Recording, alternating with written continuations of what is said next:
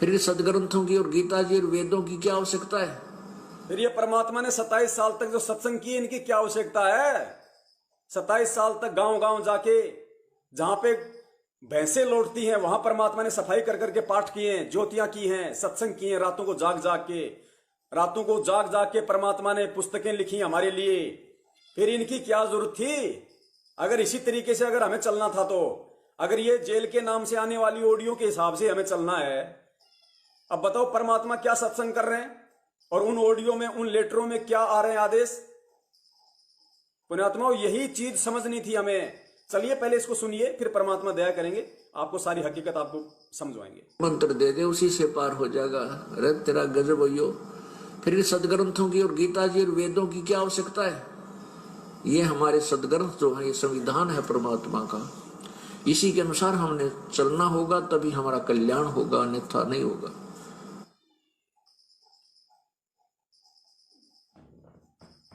तो पुण्यात्माओं, वर्तमान में जो ऑडियो आ रही हैं और जिन ऑडियो के पीछे कि भाई ये गुरु जी की आवाज है, जेल से आ रही हैं, पुण्यात्माओं इस चीज को भी हमने गहराई से समझना होगा। क्योंकि परमात्मा ने स्पष्ट कर दिया कि भक्ति मार्ग का वास्तविक जो मानचित्र है, वास्तविक जो संविधान है कि शिष्य को किस आधार से चलना है, ये जो गुरुजी ने सत्संग कर दिए, जो पुस्तकें लिख दी, ये परमात्मा ने हम आत्माओं के लिए और आने वाले समय में जो 1000 वर्ष के लिए भक्ति मार्ग चलेगा, ये परमात्मा ने उसकी एक गाइडलाइन तैयार कर दी। एक गाइडलाइन तैयार कर दी परमेश्वर ने। ये नॉट चेंजेबल, ये चेंज नहीं हो सकती। क्योंकि परमात्मा का जो परमेश्वर ने जो अपने सत्संगों में आदेश दे दिए, जो पुस्तकों में लिख दिए, उसके अतिरिक्त परमात्मा का अन्य कोई आदेश भक्ति मार्ग में नहीं होता। यानी भक्ति करके सतलोक जाने की जो विधि है, इन सदग्रंथों के अतिरिक्त, इन पुस्तकों के अतिरिक्त जो इनमें लिखा हुआ है और इन सीडी डीवीडी के अतिरिक्त जो परमात्मा ने सत्संग डाल रखे हैं, अन्य कोई विधान नहीं होता।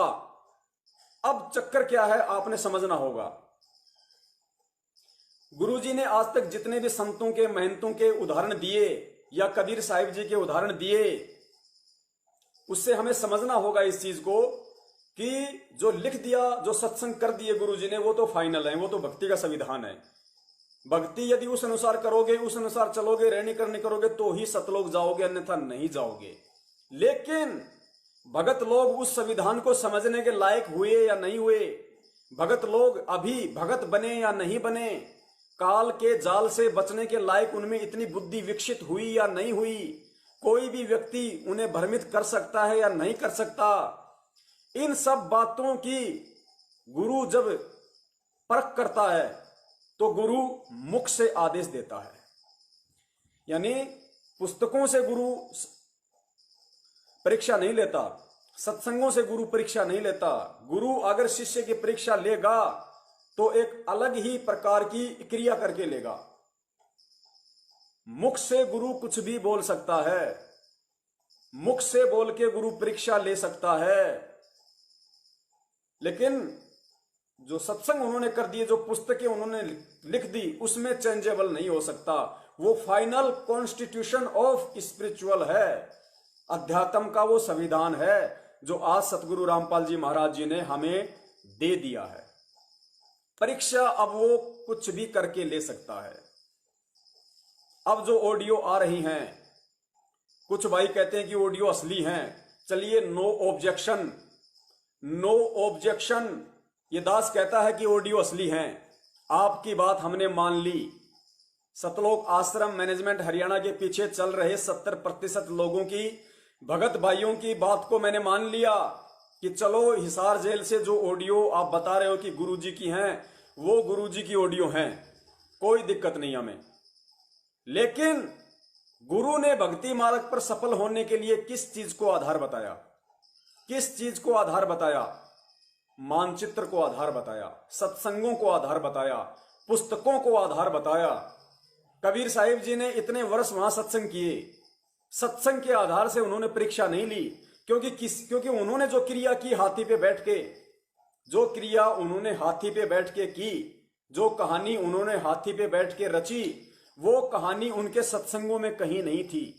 वो कहानी उनके द्वारा भक्तों को बताए गए सत्संगों में कही नहीं थी कि भाई गुरु शराब पीता है, गुरु शराब भी पी लेगा, गुरु ऐसे कंधे पे हाथ डाल के मौज मस्ती भी कर लेगा। वो बातें उन्होंने कभी सत्संगों में नहीं बताई।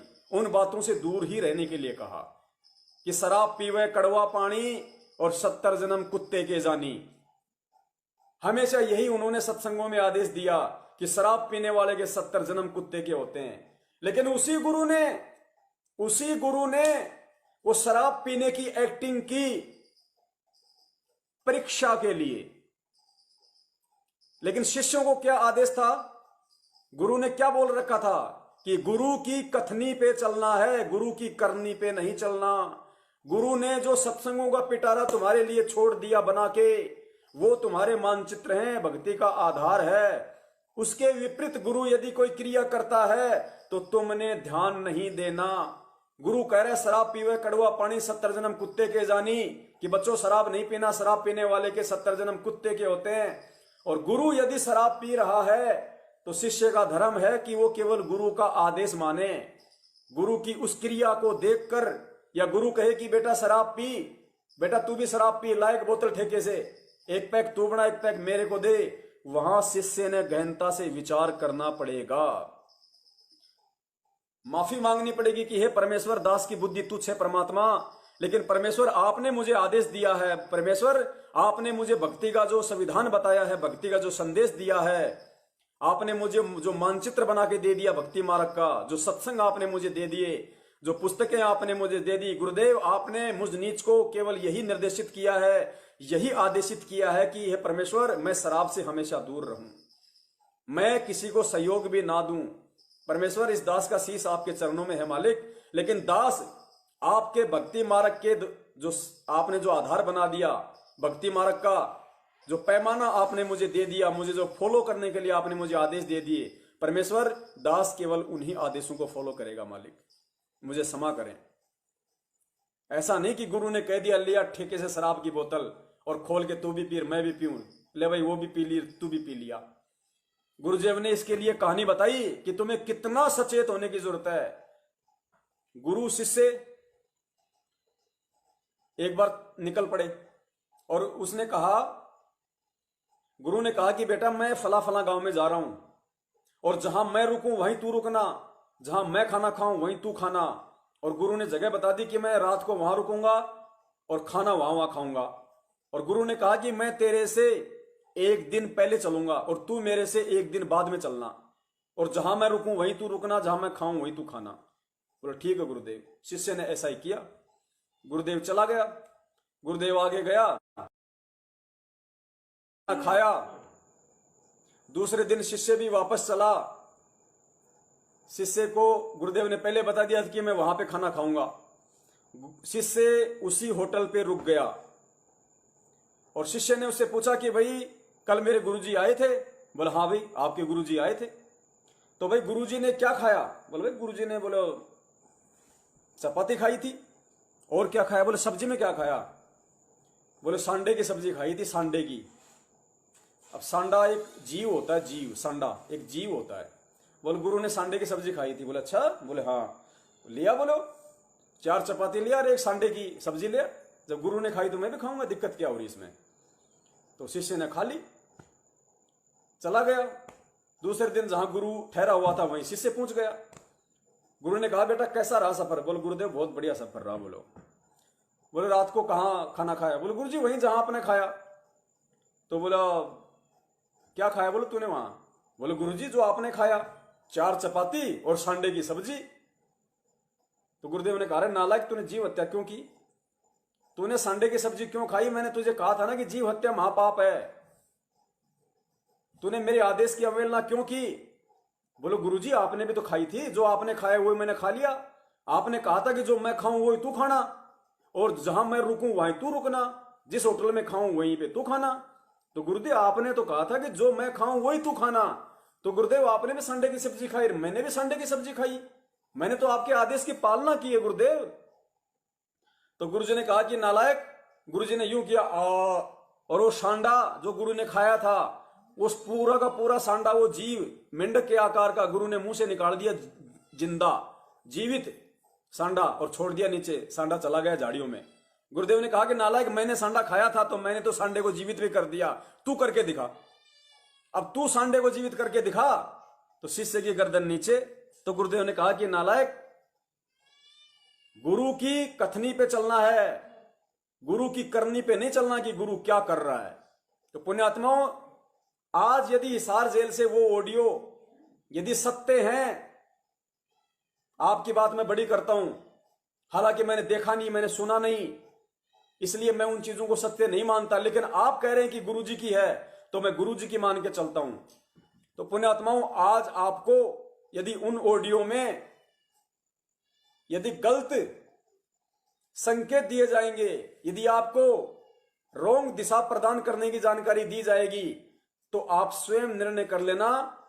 आप आज वर्तमान में गुरुजी की हिसार जेल से आ रही उन ऑडियो के आधार से चलना है भक्ति मार्ग पे, या फिर जेल जाने से पहले गुरुजी ने जो भक्ति का संविधान बना के हमें दे दिया, जो भक्ति का विधान हमें बना के दे दिया, उस आधार से हमें चलना है। क्योंकि वो गुरु की परीक्षा हो सकती है। ये ऑडियो, ये लेटर संत रामपाल जी महाराज जी की तरफ से परीक्षा है, परीक्षा हो सकती है। लेकिन पीछे के इतिहास को ध्यान में रखते हुए भगत के लिए गुरु की तरफ से क्या आदेश हैं, क्या निर्देश हैं, वो उस चीज को ध्यान में रख के आज हमने भक्ति मार्ग पे बचना है, चलना है। और सुनिए आगे, फिर आपको बताएंगे। अब सुनिए, एक गुरु शिष्य की कहानी बताई परमात्मा ने कि गुरु को अपने शिष्य के आज्ञा का किस प्रकार पालना करना है। निसंशय होके गुरु के आदेश की अवहेलना नहीं करनी। शिष्य का क्या धर्म होता है। जब हम इन ऑडियो का विरोध करते हैं कि भाई हमें ऑडियो के आधार से नहीं चलना, कोई दिक्कत नहीं है, गुरुजी के ऑडियो हैं, लेकिन हमने वर्तमान में गुरुजी की सबसे बड़ी जो ऑडियो है, जो उनके 1-1 घंटे के सत्संग हैं, जो उनकी पुस्तकें हैं, हमने उनको आधार बना के चलना है। वो हमारे लिए गुरु का आदेश है। गुरु मुंह से बोल के, ऑडियो निकाल के, लेटर निकाल के गुरु कुछ भी परीक्षा ले सकता है। सुनिए गुरु शिष्य के ऊपर एक छोटी सी कहानी। बेटा, एक दरिया थी, दरिया के किनारे एक पेड़ था। उस शिष्य से कहा कि बेटा, इस पेड़ के चारों तरफ एक चबूतरा बना दे मिट्टी का। मैं सुबह घूमने आता हूं, मेरा दिल करता है कुछ देर यहां बैठकर प्राकृतिक आनंद प्राप्त करूं। दरिया के किनारे आश्रम आधा किलोमीटर दूर था, वो वहां घूमने आता था। गुरुजी, शिष्य भी साथ आता। गुरुजी जब वापस आश्रम में आगे गया, कस्सी लेकर, और चारों तरफ बहुत सुंदर मिट्टी का चबूतरा बना दिया, 4-4 फुट चौड़ा, वृक्ष के चारों तरफ, और लीप लाप के ऐसा बना दिया फिट। अब गुरुजी ने वह देखा कि वाह बेटा वाह, वहां घूम फिर के दरिया पर स्नान करके वहां बैठ गया। चेला बैठ गया नीचे, बैठा रहा। वाह भाई वाह। अब अगले दिन कहने लगा, बेटा ये मुझे अच्छा नहीं लगा, इसको ढा दे, खत्म कर दे। अच्छा गुरुजी। अगले दिन उसको कति प्लेन कर दिया। अगले दिन फिर वो दोनों आए शेष गुरु। फिर गुरुजी ने कहा, बेटा ये चबूतरा वैसा ही बना दे, मेरा दिल करता है यहाँ बैठूं। चेले ने अगले दिन फिर वैसा ही बना दिया। तीसरे दिन फिर गुरुजी ने कहा कि नहीं, इसको वैसा ही कर दे। अच्छा गुरुजी, वैसा ही कर दिया। 2 दिन छोड़कर फिर कहा, बेटा मेरा दिल करता है जैसे मैं यहीं बैठूं, एक चबूतरा बना दे। अगले दिन फिर बना दिया। और फिर 2 दिन पीछे गुरुजी ने फिर कह दिया, ना इसने कर दे ठीक, मुझे अच्छा नहीं लगा, मेरा कुछ नहीं दिल लगता है। तो एक और देखा करता, वहां कोई पाली था, गवाला था।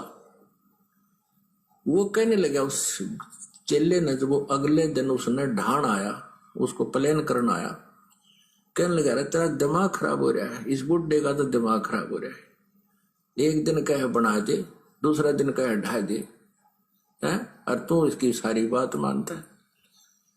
तो शेष बोला, भाई इस मारे क्रियाक्रम तो तू परिचित को ना, या मेरी परीक्षा हो रही है भाई, और इस चबूतरे से कुछ लेना देना को ना। तो कहने का भाव ये था, लगाव का मतलब ये है कि जैसे 4-5 सेवक हैं, और जैसे गुरुजी कहता बेटा जल लाना। सच्चा पुण्यात्माओं, ये जो कथा है, इस कथा के माध्यम से गुरु ने हमें ये संकेत किया है कि गुरु जो भगत होता है, शिष्य होता है, उसका अपने गुरु के प्रति फर्ज होता है, उसका कर्तव्य होता है कि वो गुरु के प्रत्येक आदेश की पालना करे। जो शिष्य अपने गुरु के आदेश की पालना नहीं करता है वो नरक में जाता है, पाप का भागी होता है।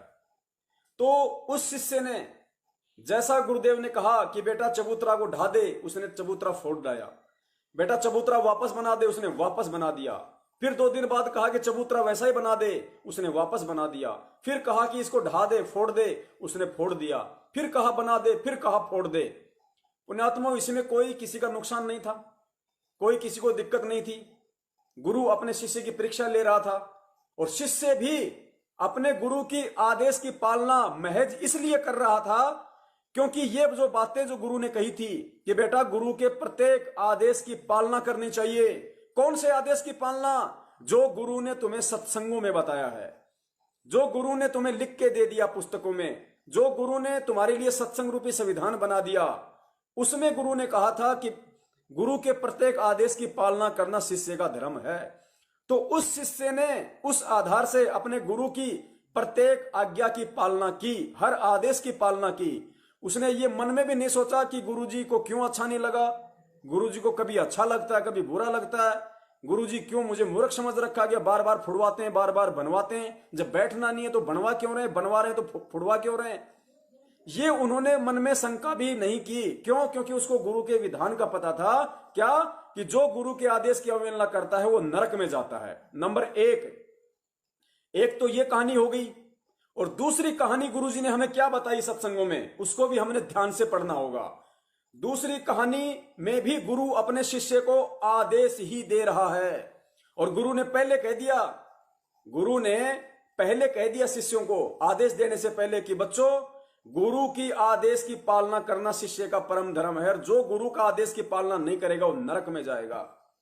उस समय उन शिष्यों ने गुरु आदेश की पालना क्यों नहीं की? यही सबसे बड़ा सवाल है। यही चीज हमने समझनी है और ये ऑडियो इसी चीज का प्रमाण है जो आपको समझ में आएगी अब आगे। अब सुनिए गुरुदेव के मुख कमल से। यानी अभी जो आपने सत्संग सुना उसमें भी गुरु आदेश दे रहा है और वो शिष्य ने निभाया, निशन से निभाया शिष्य ने। अब आप जो सुनेंगे उसमें भी गुरु आदेश ही दे रहा है, लेकिन शिष्य ने वैसा नहीं किया जैसा गुरु ने कहा। शिष्य ने वहां पे उस गुरु के द्वारा दिए गए ज्ञान, गुरु के द्वारा किए गए सत्संगों को आधार बनाया और उस हिसाब से गुरु ने बिहेव किया। उसने गुरु के आदेश की पालना भी नहीं की और गुरु के आदेश की अवहेलना भी नहीं की। सुनिए पहले ध्यान से।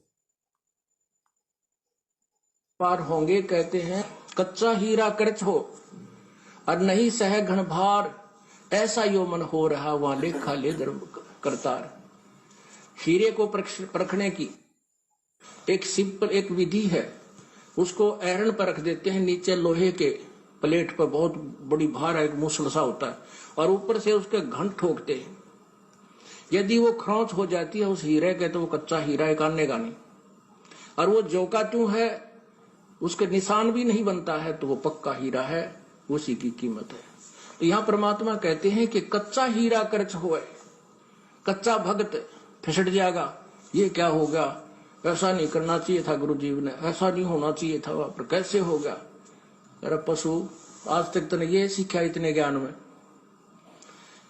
तो परमात्मा कहते हैं कच्चा हीरा कर्च हो नहीं सह घन भार घन मार, ऐसा यो मन हो रहा तो लेखा लेकर तार। पक्का हीरा बनोगे तो कीमत है, कच्चे की कितनी। और परमात्मा कहते शीश तुम्हारा जाएगा कर सतगुरु को दान,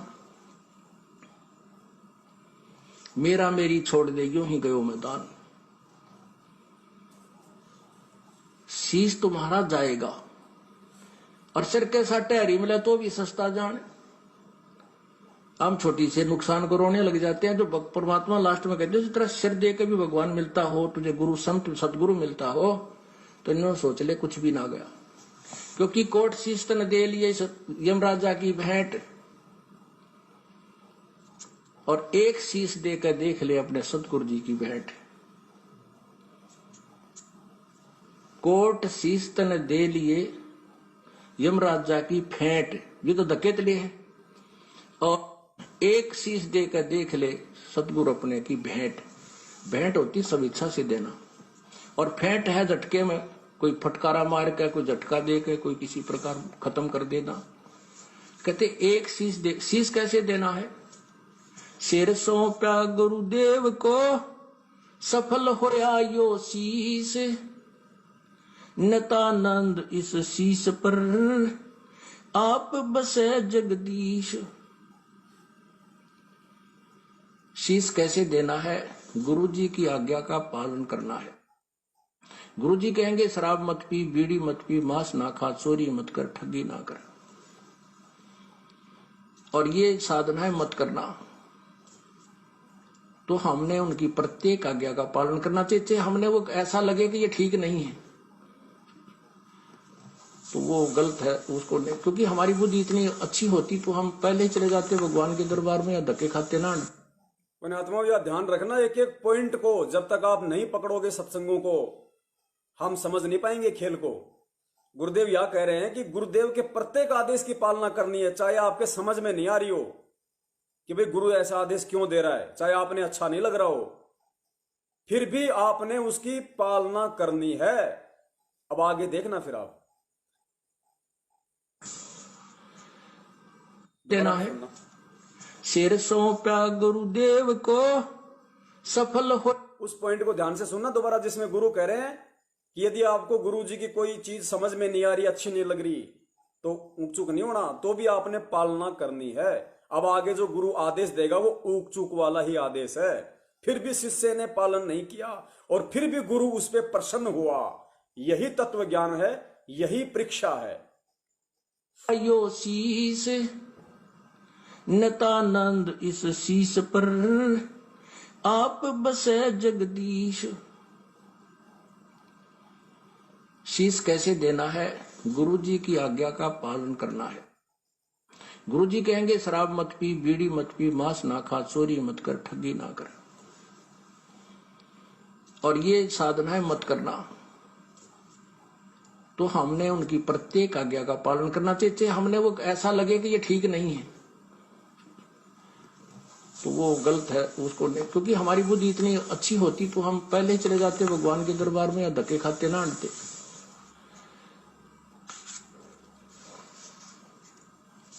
तो इस प्रकार हमने साधना को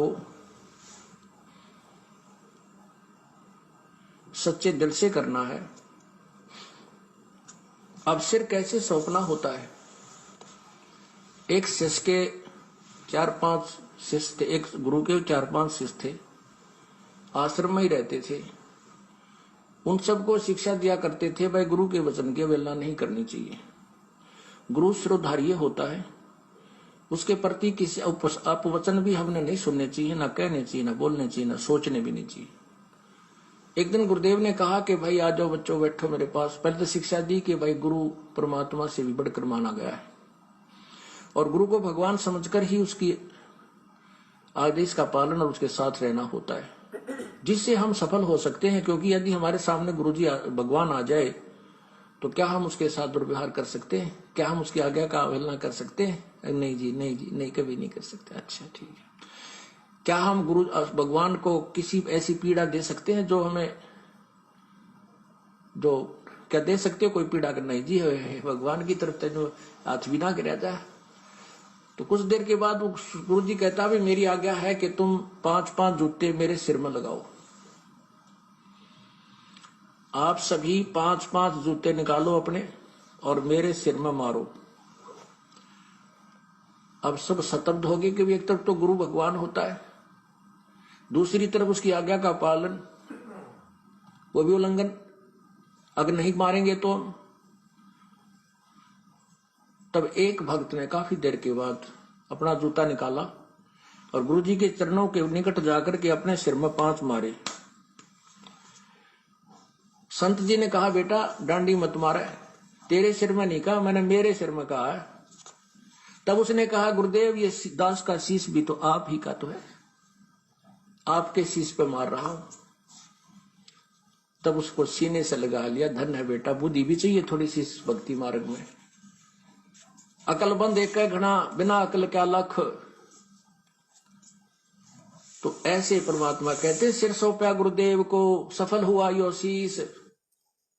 अकलमंद एक के गणा, बिना अकल के लाख।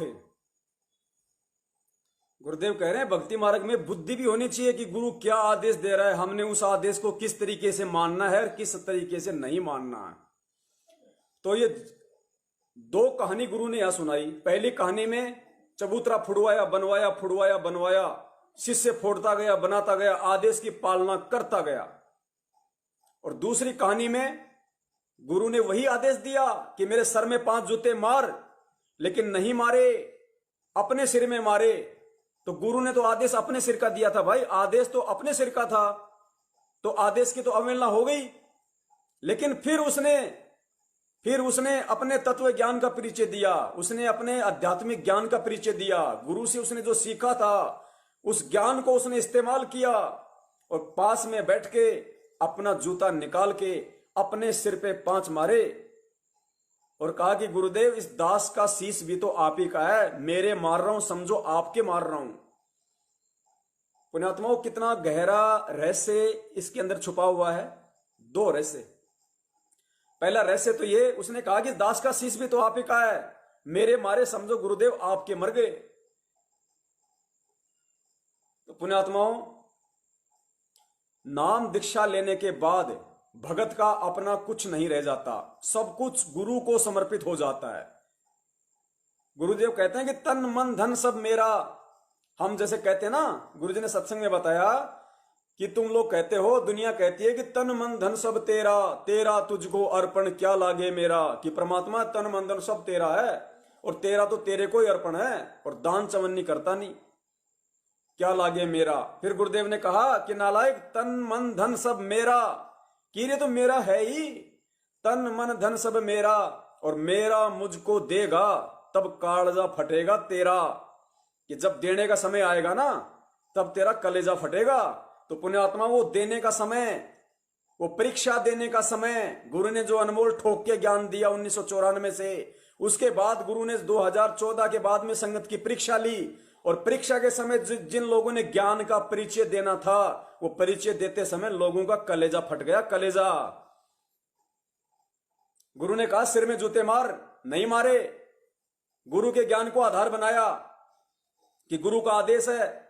गुरु ने सत्संग में कहा था कि गुरु के आदेश की अवहेलना नहीं करना, लेकिन गुरु ने यह भी कहा था कि गुरु परमात्मा से बढ़कर होता है और गुरु की तरफ अगर तू भी कर दिया तो जीवन नरक में जाएगा, तो जूते कैसे मार दूं। उसने वहां अपने विवेक का परिचय दिया।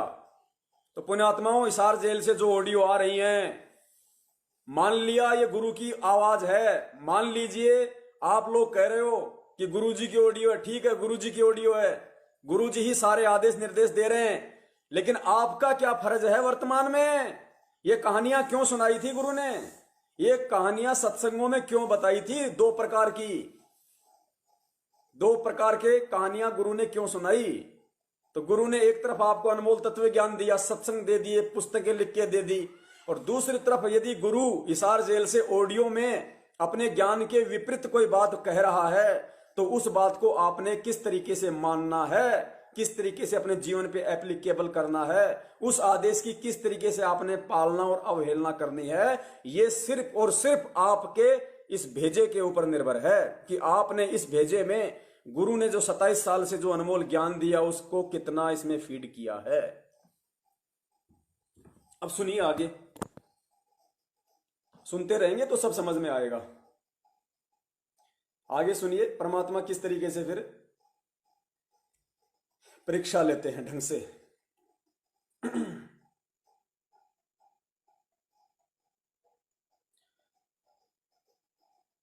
अब सुनिए, अब मैं आपके अनुसार चलूंगा, मैं ये नहीं कहूंगा कि ऑडियो नकली हैं, वरना आप लोग समझ नहीं पाओगे। अब मैं एक कुछ समय के लिए मैं एक भ्रमित भगत बन रहा हूं, सतलोक आश्रम मैनेजमेंट हरियाणा के पीछे चलने वाला एक भ्रमित भगत की भूमिका निभाऊंगा। मैं भ्रमित भगत हूं, मैनेजमेंट के पीछे जो लोग चल रहे हैं उस तरीके से, और मैं उसी तरीके से बोलूंगा कि गुरुजी की ऑडियो है। देख भाई, गुरुजी की ऑडियो आ गई हिसार जेल से, गुरुजी क्या कह रहे हैं ऑडियो में, देखो कि मैनेजमेंट मेरा ही बनाया हुआ है, ये पवन और ये जो है सतसेवक बाकी के, ये कैसे कह रहे हैं कि गुरुजी की ऑडियो झूठी है? नहीं भाई, गुरुजी की ऑडियो सत्य है, जेल से ही आई है। देखो गुरुजी क्या बोल रहे हैं कि मैनेजमेंट मेरा बनाया हुआ है। लो उधर में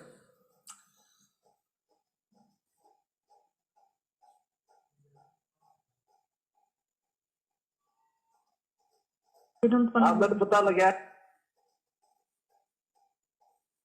मंजू बेटा। हाँ जी आमदन पता लगा है ये संजय जो पवन है वो बकवास कर रहे हैं कि मैनेजमेंट नो नहीं होने देता, मैनेजमेंट ऐसे नहीं कर रहा, गलत है। हाँ जी मैनेजमेंट मेरा ही बनाया हुआ है। जी और इस पॉइंट को ध्यान से सुनना पुण्यात्माओं। अब मैं उसी तरीके से रिएक्ट करूंगा कि गुरुजी की ही ऑडियो है। तो देखो गुरुजी हिसार जेल से जिस ऑडियो जो फोन आते हैं गुरुजी के रोहतक में, रोजाना जो रोहतक में फोन आते हैं गुरुजी के हिसार जेल से, तो गुरुजी उस फोन में क्या कह रहे हैं कि मैनेजमेंट मेरा ही बनाया हुआ है। ये जो पवन वगैरह जो कह रहे हैं ना कि ये मैनेजमेंट न्यू नहीं करता, यो मैनेजमेंट मेरा ही बनाया हुआ है। गुरुजी कह रहे हैं कि मैनेजमेंट मेरा ही बनाया हुआ है और मैंने जिम्मेदार भक्तों को सेवा दे रखी है। सुनो, मैनेजमेंट नो नहीं होने देता, मैनेजमेंट ऐसे नहीं कर रहा, गलत है। हाँ जी मैनेजमेंट मेरा ही बनाया हुआ है जी और बिल्कुल जिम्मेदार भक्त है, मैंने ड्यूटी लगा रखी है। जो कर रहे हैं मेरी सहमति से मेरे से पूछ कर करें। जी गुरुजी ठीक है जी। गुरुजी ने कह दिया कि मैनेजमेंट मेरा ही बनाया हुआ है। ओके, अब हम आगे चलते हैं।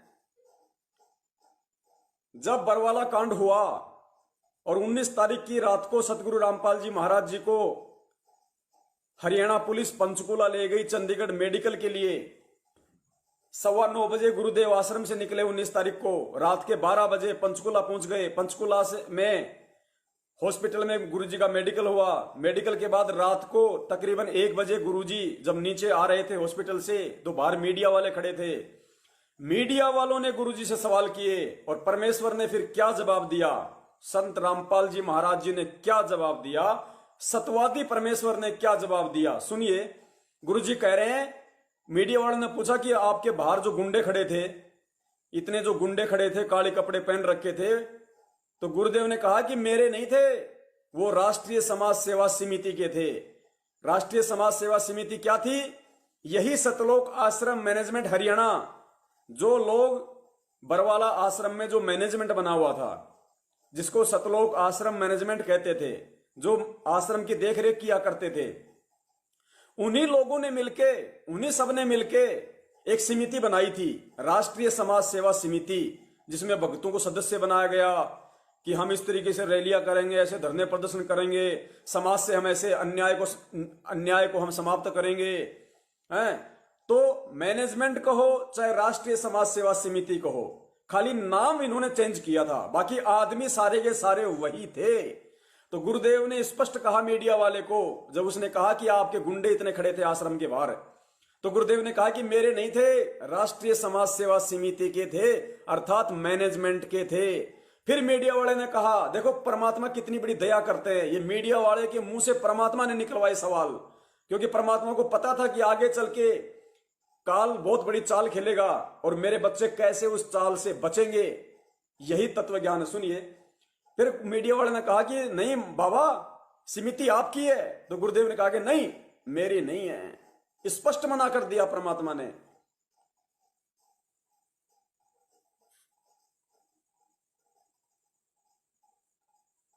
इल्जाम है सर, इतने इल्जाम झूठे कैसे हैं आपके ऊपर? आपके गुंडे इतने खड़े थे वहाँ पे, हजारों आदमी हरियाणा पुलिस से, मेरे नीचे राष्ट्रीय समाज सेवा समिति, नहीं तो आपकी समिति। दोबारा सुन लो, झूठे कैसे हैं आपके ऊपर? आपके गुंडे इतने खड़े थे वहाँ पे, हजारों आदमी हरियाणा पुलिस से, मेरे नीचे राष्ट्रीय समाज सेवा समिति, नहीं तो आपकी समिति है। नहीं आपकी समिति है बाबा, आपकी समिति है बाबा। नहीं, गुरुजी कह रहे नहीं, सुनो।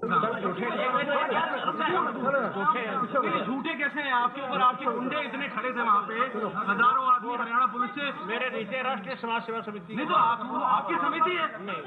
अरे आपकी समिति है बाबा, आपकी समिति है बाबा, नहीं मेरी नहीं है। तो पुण्य आत्माओं, जो सतवादी परमात्मा, जो सारी सृष्टि का रचनहार कबीर परमेश्वर, जो सतवादी परमेश्वर, जिसके बराबर कोई सतवादी नहीं, और उस परमेश्वर ने मीडिया के सामने बंद कमरे में नहीं कहा, मीडिया के सामने पूरी देश दुनिया के सामने अपना यह बयान दिया है सत्यवादी परमेश्वर ने कि राष्ट्रीय समाज सेवा समिति अर्थात सतलोक आश्रम मैनेजमेंट हरियाणा मेरा नहीं है, मैंने कोई गुंडे नहीं बनाए। और यहां हमें ऑडियो क्या सुनाई जा रही है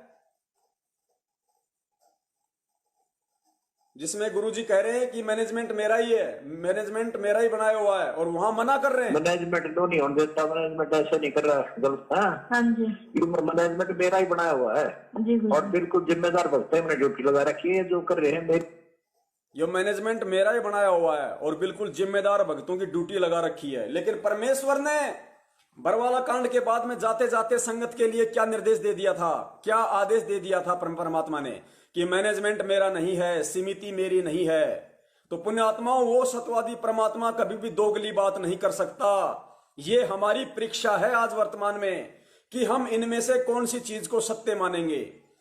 परमात्मा मुख से बोल के परीक्षा ले रहा है, परमात्मा मुंह से बोल के परीक्षा ले रहा है, ऑडियो में और वीडियो में पूरी दुनिया के सामने कह गया। अब विचार करो, अब विचार करो, यदि इस ऑडियो में गुरुजी ये कह रहे हैं कि मैनेजमेंट मेरा ही है और बिल्कुल जिम्मेदार भक्तों की मैंने ड्यूटी लगा रखी है, और दूसरी तरफ कह रहे हैं परमात्मा पूरी दुनिया के सामने, वो दुनिया जो कल को उनकी शरण में आने वाली है, उस दुनिया के सामने कह रहे हैं कि मैनेजमेंट मेरा नहीं है। पुण्यात्माओं, यदि कल को ये बात सिद्ध हो गई, यदि कल को ये ऑडियो वाली बात सही साबित हो गई कि मैनेजमेंट संत रामपाल जी महाराज जी का ही बनाया हुआ था और वहां गुरुजी मना कर रहे हैं देश दुनिया के सामने, पुण्यात्माओं कोई भक्ति नहीं करेगा, क्योंकि दुनिया सत्यवादी की भक्ति करती है, झूठे की भक्ति नहीं करती दुनिया।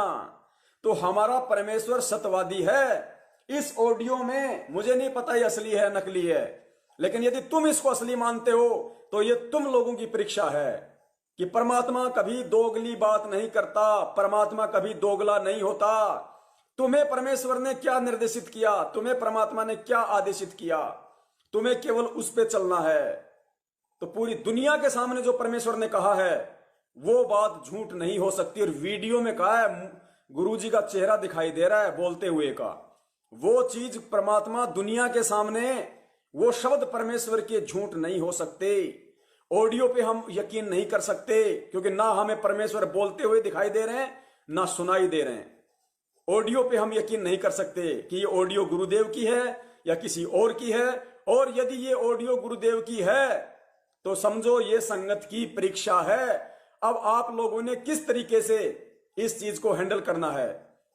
जिस मैनेजमेंट ने गुरुजी को जेल में बैठा दिया, जिस मैनेजमेंट ने भक्तों को कमांडो बना दिया, हाथों में पत्थर, पेट्रोल, बम, लकड़ियां पकड़ा दी, पुलिस के ऊपर हमला करवा दिया, ब्लैक कैट कमांडो बनवा दिया, गुंडा बना के दुनिया के सामने पेश कर दिया, गुरुजी को उम्र कैद करवा दी, 2-2, 5-5 मर्डर हो गए, उस मैनेजमेंट को फिर गुरुजी ने पूरी दुनिया के सामने रिजेक्ट कर दिया कि राष्ट्रीय समाज सेवा समिति मेरी नहीं है, गुंडे उसने बनाए थे। उस मैनेजमेंट को वो परमात्मा कैसे कह सकता है कि यो मैनेजमेंट मेरा ही बनाया हुआ है। पुण्यात्माओं, मेरे परमेश्वर दोगले नहीं हैं, वो सत्यवादी परमात्मा है।